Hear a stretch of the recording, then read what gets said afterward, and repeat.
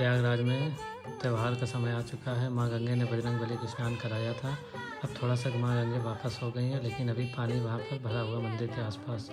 और आप देख रहे होंगे प्रयागराज वाले पिकनिक स्पॉट बनाकर यहाँ पर एंजॉय कर रहे हैं। सब नहा रहे हैं पानी में, बहुत ही ज़्यादा उछल कूद। और यहाँ पर देखा जाए सुरक्षा की दृष्टि से फिर तो ठीक भी है, क्योंकि पानी जिस जगह नहा रहे हैं वहाँ जगह पक्की सड़क है और पानी हो सकता है आने वाले समय में फिर बढ़े। तो हमारे चैनल को सब्सक्राइब कर लें, वीडियो को लाइक करना भूल लेना। लेटेस्ट अपडेट हम आपको चैनल के माध्यम से अपडेट करते रहेंगे। धन्यवाद।